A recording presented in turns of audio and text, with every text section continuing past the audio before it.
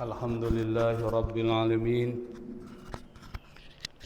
اللهم صل وسلم على سيدنا محمد الفاتح لما أغلق والخاتم لما سبق ناصر الحق بالحق والهادي إلى صراطك المستقيم وعلى آله وأصحابه حق قدره ومقداره العظيم سبحانك لا علم لنا إلا ما علمتنا إنك أنت العليم الحكيم ولا حول ولا قوة إلا بالله العلي العظيم رب اشرح لي صدري ويسر لي أمري واحلل عقدة من لساني يفقهوا قولي أما بعد معاشر الحاضرين jamaah salat subuh Masjid Jami' At-Taubah yang dimuliakan, dibanggakan oleh Allah Subhanahu wa taala. Alhamdulillah, pada kesempatan pagi yang penuh dengan keberkahan ini, di tempat yang dimuliakan oleh Allah Subhanahu wa taala dan di dalam aktivitas yang juga sangat dibanggakan oleh Allah Subhanahu wa taala, kita masih diberikan kesempatan oleh Allah digerakkan hati kita, diringankan langkah kaki kita, hingga kita dengan izin Allah, dengan anugerah dari Allah, kita bisa berkumpul di tempat yang sangat dimuliakan oleh Allah dan di waktu juga yang sangat diberkahi oleh Allah. Karena Nabi Muhammad sallallahu alaihi wasallam, beliau pernah berdoa, Allahumma barik li ummati fi bukuriha. Ya Allah, berkahi umatku pada saat waktu setelah sholat subuh sampai menjelang waktu terbitnya matahari. Jadi waktu-waktu seperti ini adalah waktu yang penuh dengan keberkahan.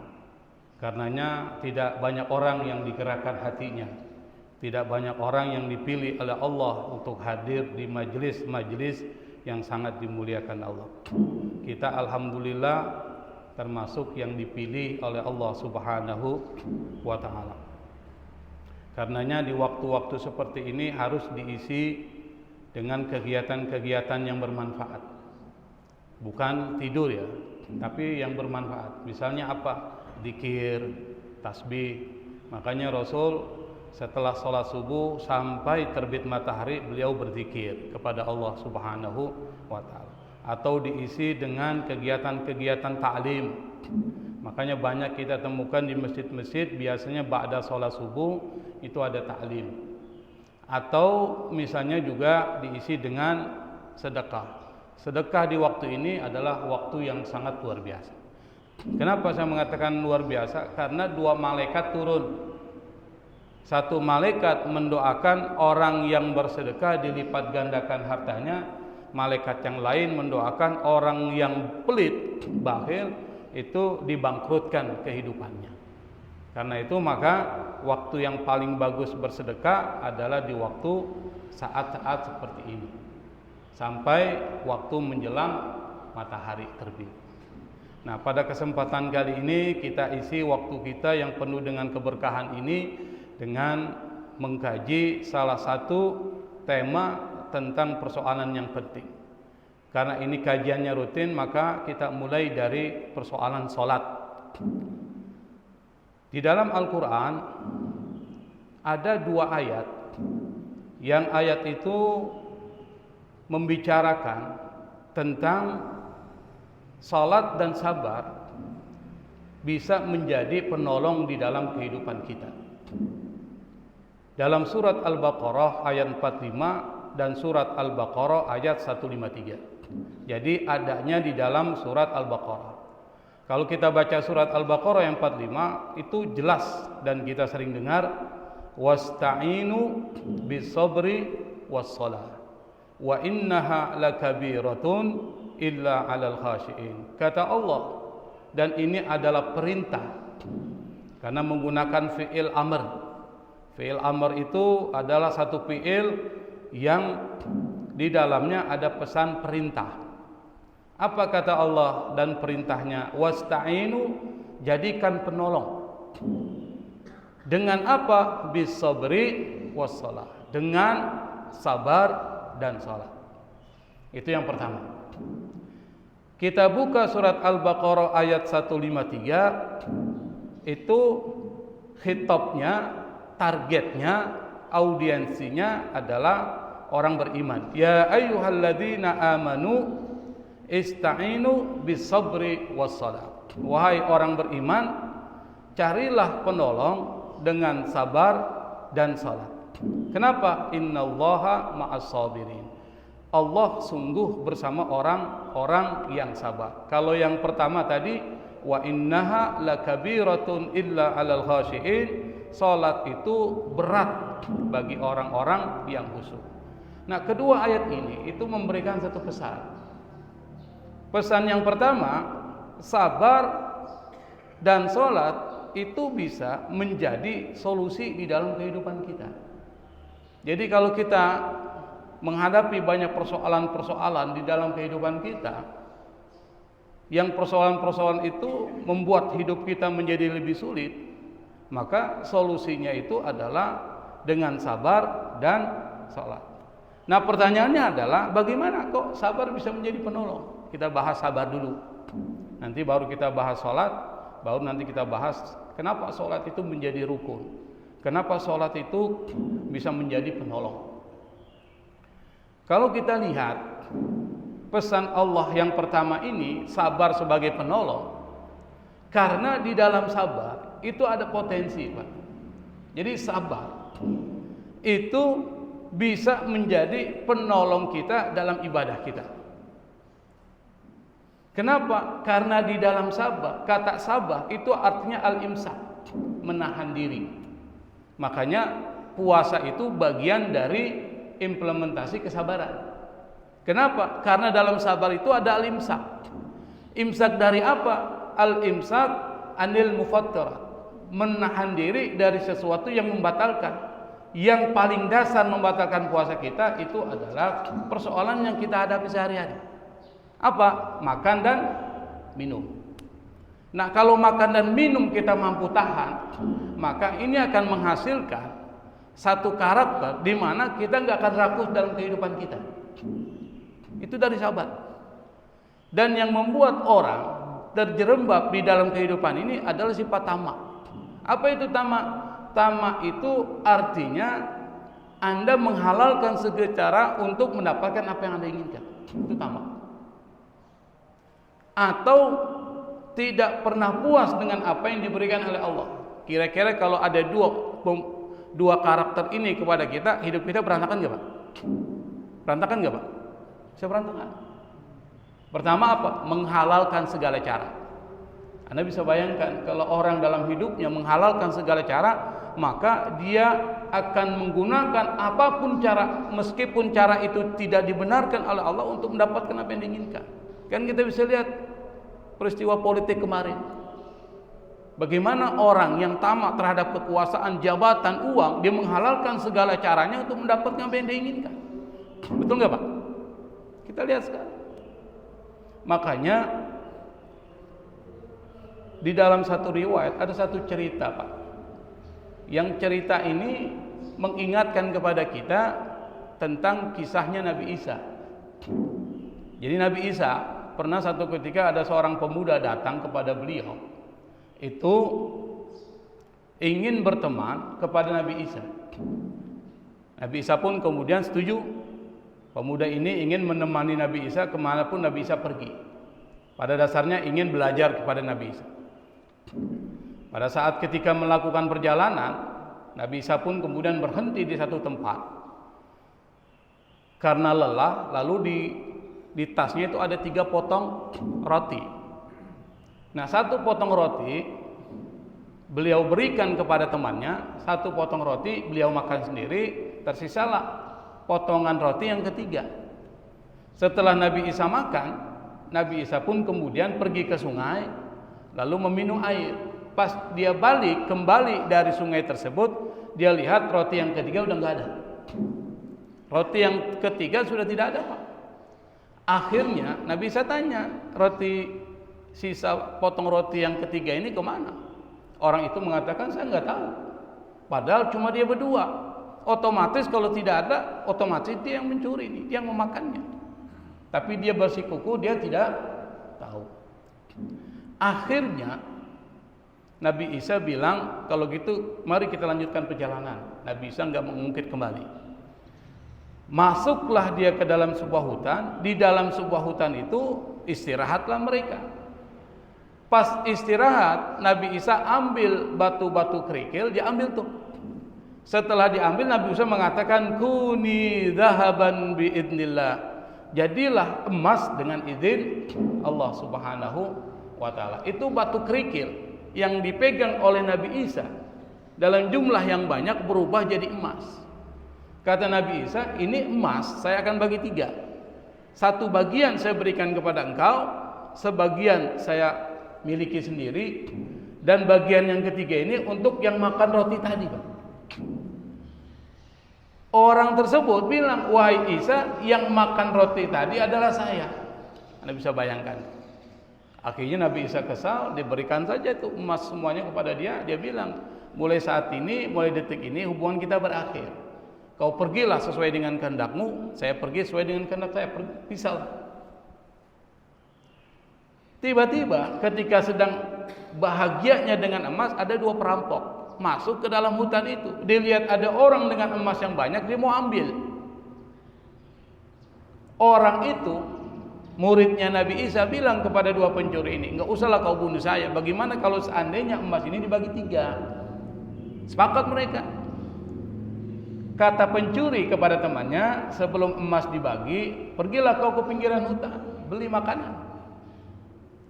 Orang itu lalu pergi untuk membeli makanan.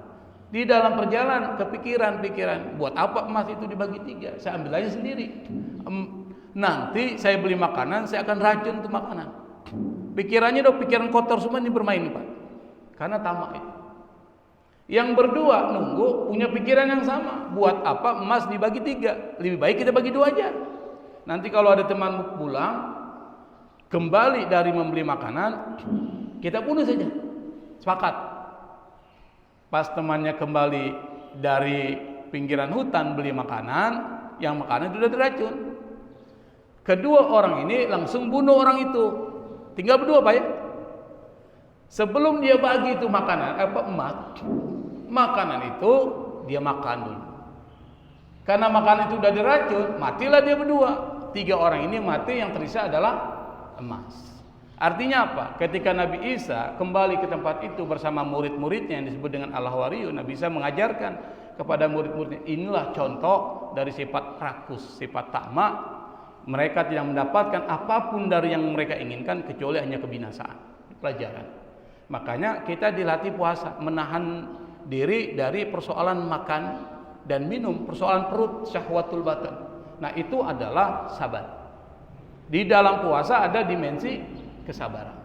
Makanya itu bisa jadi penolong. Termasuk kalau seandainya kita melakukan ibadah-ibadah seperti ini berat nggak sih, Pak? Salat subuh berat nggak sih? Berat nggak? Berat, Pak. Salat subuh. Kita lagi enak-enak tidur, muadzin Allahu Akbar, Allahu Akbar. Disitulah pertarungan antara bangun atau tidur. Berat. Makanya kalau kita tidak punya sifat sabar dalam beribadah, kita akan hancur. Dan sabar ini adalah satu hukum alam yang harus kita lalui. Kalau kita nggak sabar, kita akan hancur. Makanya sabar itu, kata Allah, jadikan penolong. Anda kendalikan diri Anda dari sesuatu yang diharamkan oleh Allah. Misalnya saya beri contoh.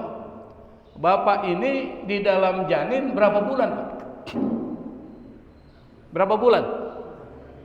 Bapak kok tahu 9 bulan? Memang Bapak hitung. Berapa bulan, Pak? 7 bulan. 9 bulan. Kira-kira 7 bulan.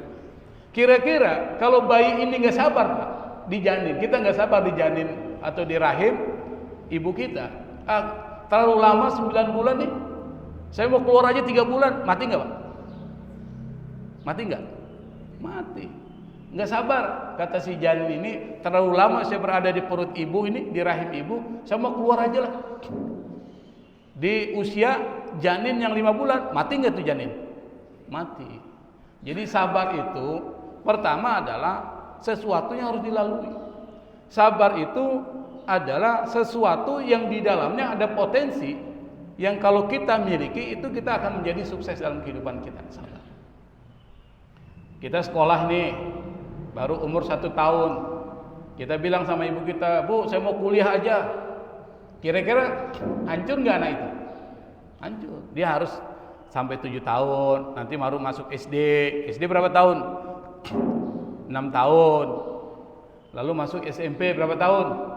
3 tahun. Habis SMP masuk SMA. Nggak bisa langsung kuliah. Di tahapan. Itulah sabar. Dia harus melalui tahapan. Makanya kata Nabi, as-sabru dia. Sabar itu adalah cahaya. Bisa menerangi kehidupan kita. Kedua, itu dalam ibadah. Ini dalam muamalah luar biasa. Dalam sabar itu ada kemampuan mengendalikan hawa nafsu dan emosi. Sabar. Makanya di dalam Al-Quran, dalam surat Al-Baqarah atau surat Al-Imran kalau tidak salah, itu ada satu ayat yang memberikan satu penciri dari orang bertakwa itu adalah al-kadhiminal ghaiz. Mampu mengendalikan emosi, mampu mengendalikan marahnya. Itu disabar. Kalau orang nggak sabar, ketika dia marah, marahnya itu bisa merusak diri. Tapi karena dia sabar, dikendalikan. Kata Allah, orang seperti itu ciri orang bertakwa. Orang bertakwa adalah orang yang pasti akan dimasukkan Allah ke dalam surga. Surga itu simbol kesuksesan terbesar. Kalau surga aja kita dapati, apalagi di dunia. Di akhirat aja kita sukses, apalagi di dunia. Maka sabar itu kata Allah penolong. Kalau Anda jadikan sabar sebagai penolong Anda di dalam kehidupan Anda akan sukses. Makanya ada satu cerita Pak Umar bin Abdul Aziz. Beliau ini seorang khalifah dari Bani Umayyah, tetapi akhlaknya luar biasa. Dan beliau dianggap sebagai al-khalifah al-khamisah, sebagai khalifah kelima. Kan ada 4 khalifah yang disebut dengan khulafa Rasyidin. Abu Bakar, Umar, Utsman dan Ali. Dan beliau termasuk al-khulafa ar-rasyidin al-khamis. Yang kelima beliau. Kenapa? Karena akhlaknya itu sama dengan para sahabat. Sementara khalifah-khalifah lain dari Bani Umayyah akhlaknya tidak seperti mereka. Ini luar biasa. Beliau satu ketika ada melihat orang mabuk Pak, minum khamr. Dia khalifah. Tugas khalifah itu adalah menyelesaikan persoalan tersebut. Kalau orang minum minuman khamr di dalam Islam itu kena hukum. Yang disebut dengan hukum cambuk. Khalifah ingin menangkap orang itu dan memberikan hukuman. Tetapi orang yang akan ditangkap, dia maki-maki tuh Khalifah Umar bin Abdul Aziz. Khalifah itu langsung lepas orang itu. Dia lepas. Ditanya, kenapa engkau melepas orang tersebut? Apa kata Khalifah? Saya tidak mau menghukum orang dalam keadaan marah. Kalau saya menghukum orang dalam keadaan marah, saya tidak adil. Karena apa? Saya menghukum orang berdasarkan apa yang menjadi keinginan saya. Itu sampai seperti itu. Jadi marahnya dia mampu mengendalikan emosi marah.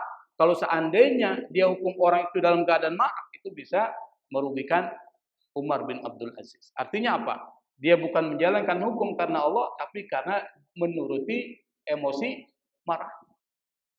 Yang kedua, salah satu bagian dari sabar itu adalah Anda memaafkan orang lain. Wal afina linnas. Kira-kira berat nggak memaafkan orang lain? Berat nggak Pak? Berat banget. Coba ada seorang datang Pak, mukul Bapak. Mukulnya pakai martil. Sakit nggak? Lalu kemudian orang itu bilang, maafin saya ya. Kira-kira gimana Pak? Bapak mau maafin dia? Nggak mungkin Pak. Tapi karena orang di dalam dirinya ada sifat sabar, maka dia maafkan. Kenapa dia maafkan? Dia mencari sesuatu yang lebih besar daripada persoalan membalas orang itu. Makanya orang yang memberikan maaf, ini ada satu cerita, Nabi cerita ini. Kalau Nabi cerita udah pasti benar nih. Jadi Nabi bilang, nanti di akhirat, meskipun ini belum terjadi, tapi apa yang diceritakan Nabi akan terjadi. Jadi Nabi sudah memberikan gambarannya. Apa tuh gambarannya? Kalau dalam film, kita nonton cuplikannya. Pernah nonton cuplikan film Pak? Kita belum nonton film, tapi cuplikannya. Pernah nonton ya? Misalnya begini, ini ada film Azab Kubur.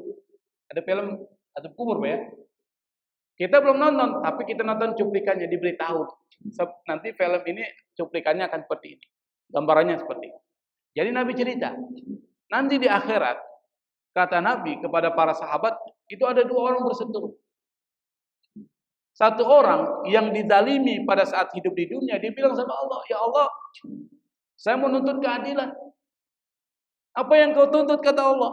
Saya tuntut orang itu untuk mengembalikan hak saya yang pernah diambil oleh orang itu. Allah bilang kepada orang itu, kembalikan haknya dia. Dalam bentuk apa? Kebaikan-kebaikan yang kau miliki, kasih ke dia. Apa kata orang itu? Ya Allah, sudah tidak ada lagi kebaikan di dalam diri saya. Semuanya sudah habis. Kenapa? Sudah banyak yang nuntut ke saya, habis kebaikan saya. Allah bilang kepada orang yang pertama itu, yang dizalimi oleh orang itu, lalu apa kau ingin minta dari dia? Ya Allah, kalau seandainya kebaikan itu sudah tidak ada pada dia, tolong pikulkan semua dosa saya kepada dia. Tuh. Jadi dosa-dosa yang pertama itu dikasih ke dia. Nabi ketika mencerita itu, Nabi itu menangis di hadapan sahabat. Nabi mengatakan, itulah hari kiamat di mana orang sibuk dengan diri. Orang ingin selamat dari siksa neraka. Makanya mereka bagaimana caranya mendapatkan pahala sebesar-besarnya supaya selamat dari siksa neraka. Sampai seperti itu. Akhirnya Allah bilang kepada yang pertama, coba kau dongakkan kepalamu. Orang itu lalu mengangkat kepala. Apa yang kau lihat? Apa? Ditakjub. Ya Allah, saya lihat ada satu bangunan-bangunan besar, istana-istana besar, terbuat dari perak dan emas, itu berkilauan. Ini buat siapa ya Allah? Buat para nabi atau orang-orang yang mati syahid di jalanmu. Apa kata Allah? Buat orang yang mampu membeli. Siapa yang mampu membeli istana-istana besar ini? Engkau pun mampu membelinya. Kata Allah. Dengan apa saya harus membeli? Dengan memaafkan saudara. Bisa bayangkan. Jadi dengan memaafkan saudara kita, kita insya Allah akan mendapatkan seperti yang diceritakan oleh Nabi Muhammad SAW. Akhirnya orang itu bilang, ya Allah, saya maafkan orang itu. Apa kata Allah? Gandenglah saudaramu, ajaklah masuk ke dalam surga yang menjadi milik. Seperti itu. Dan orang yang mampu memberikan maaf kepada orang lain adalah orang yang mampu mengendalikan diri, orang yang sabar. Makanya Allah bilang dalam dua ayat di dalam Al-Quran, jadikan sabar sebagai penolong. Itu yang pertama. Yang kedua, sholat. Bagaimana sholat itu bisa menjadi penolong kita? Pertama, sholat itu bukan syariat biasa, Pak. Itu syariat qadimah. Kenapa disebut syariat qadimah? Karena sholat dari zaman dulu sampai sekarang masih ada. Maka jadi rukun. Puasa, rukun. Dari zaman Nabi Adam sampai zaman Nabi Muhammad SAW sampai hari kiamat nggak akan hilang. Zakat, sedekah. Sedekah itu, zakat bagian dari sedekah. Dari zaman Nabi Adam sampai zaman sekarang nggak hilang. Terus apalagi haji. Haji itu dianggap rukun karena dia ibadah qadimah, ibadah klasik dari dulu sampai sekarang nggak hilang. Makanya dianggap sebagai rukun. Dan kata sholat aja itu bukan dari bahasa Arab. Sholat. Asal muasalnya ya. Sekarang sudah jadi bahasa Arab. Tapi asal muasal pengambilan kata sholat itu berasal dari bahasa Aramiyah. Aram. Dari kata apa? Selotan. Kalau dalam bahasa Arab tulis sod lam mau tak, dibacanya sholat. Makanya kita kalau baca sholat itu tulisannya gini, pakai waw Pak ya? Sholat. Aqimus sholat pakai waw tuh. As-sholat pakai waw bukan pakai alif. Ini pakai waw. Apa arti sholat itu? Dari selota, dari bahasa Aramia yang pun nanti diambil oleh orang Yahudi jadi bahasa Ibrani. Itu diambil dari bahasa Aramia, bahasa yang lama itu. Kemudian diambil oleh bahasa orang-orang Yahudi yaitu bahasa Ibrani menjadi sholawtah. Makanya biara-biara orang Yahudi itu disebut dengan shalawatul Yahud. Biara-biara orang Yahudi. Artinya apa itu? Membungkuk. Itu ruku. Ruku itu artinya sholat. Kemudian dalam Islam kata sholat diambil, diadopsi. menjadi satu kata, di mana kita menjadikan itu sebagai praktek ritual mendekatkan diri kepada melalui siapa? Melalui ahlul kitab diambil. Siapa ahlul kitab? Yahudi dan Nasrani. Jadi kata salat itu diambil, diadopsi dari bahasa Aramia, diambil ke Ibrania, Yahudi, lalu kita ambil melalui ahlul kitab menjadi bahasa kita salat. Sama dengan misalnya seperti apa? Haji. Haji itu bukan bahasa Indonesia, bahasa Arab kita ambil lalu menjadi bahasa Indonesia. Termasuk sholat itu bukan bahasa Indonesia, tapi bahasa Arabnya, kemudian diambil Ibrania, lalu kemudian diambil oleh Islam, lalu diambil oleh masyarakat Arab Muslim, lalu kemudian dijadikan sebagai bahasa kita.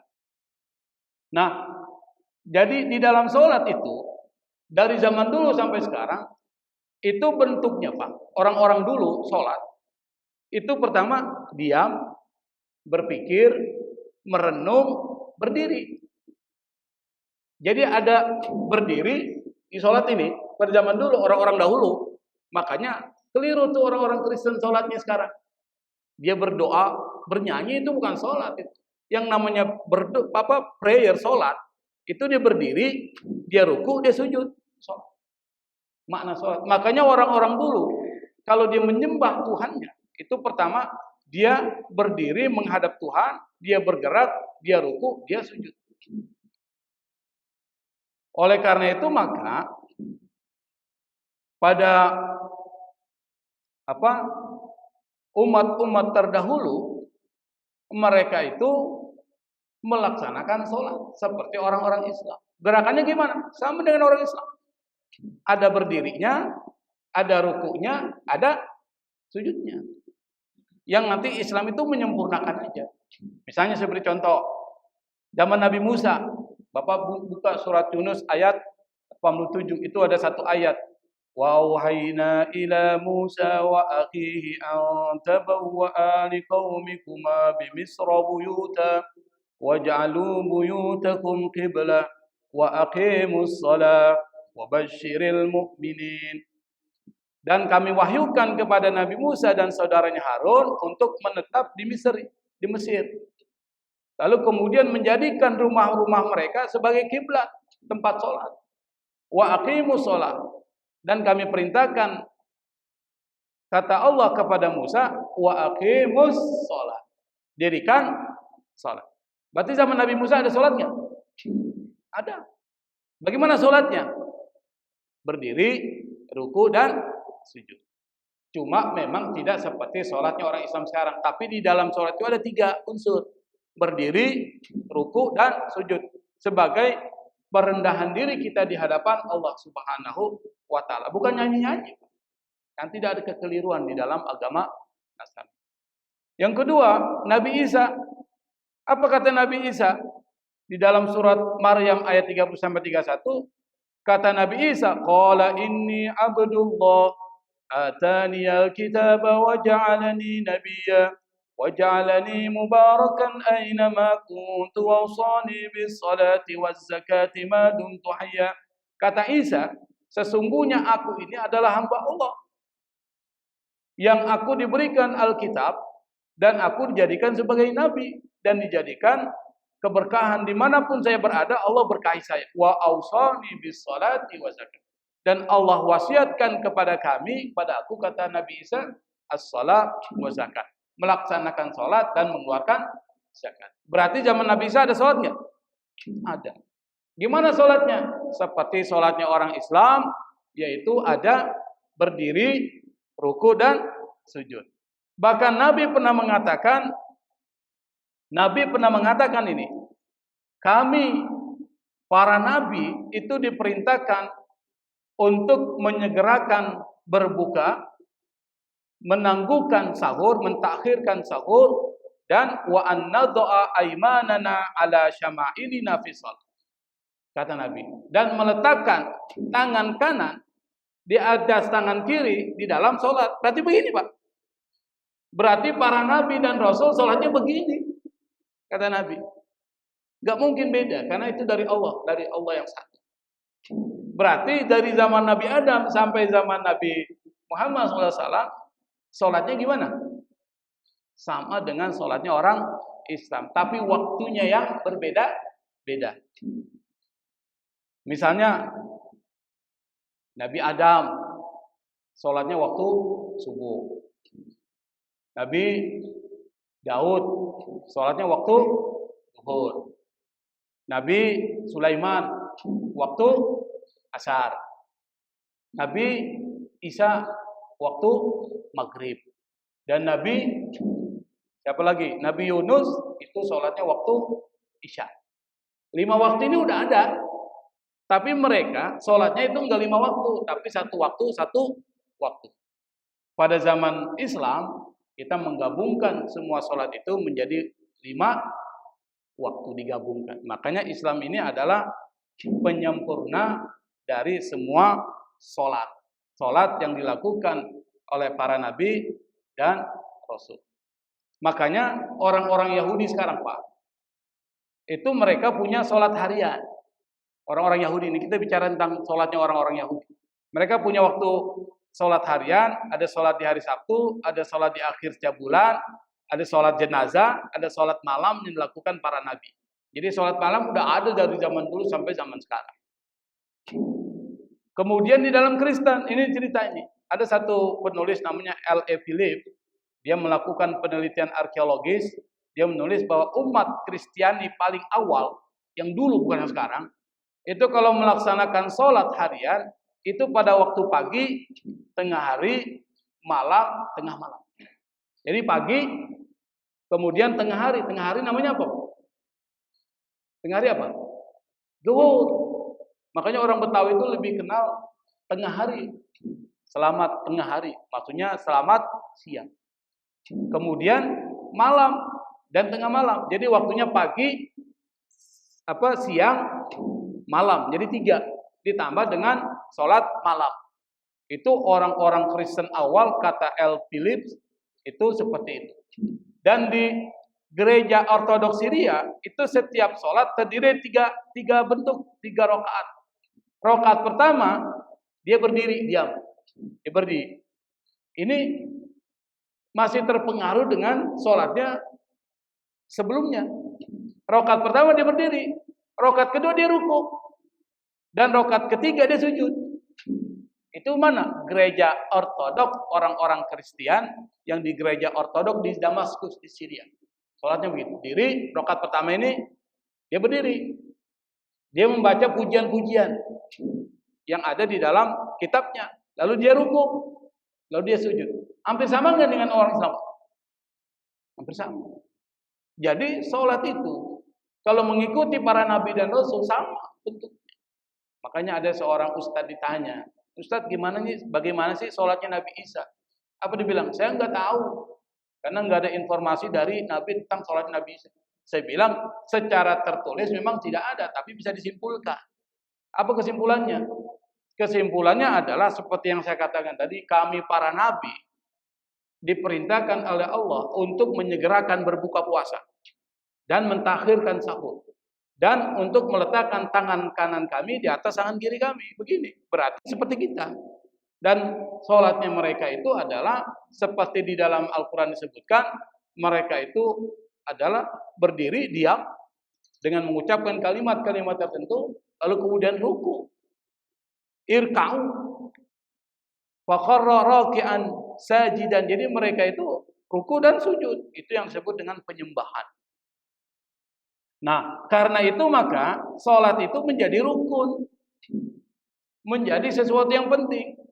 Kata Nabi, karena dia rukun, maka yang pertama adalah dia menjadi tiangnya agama. Kalau jadi tiang, otomatis kita harus laksanakan.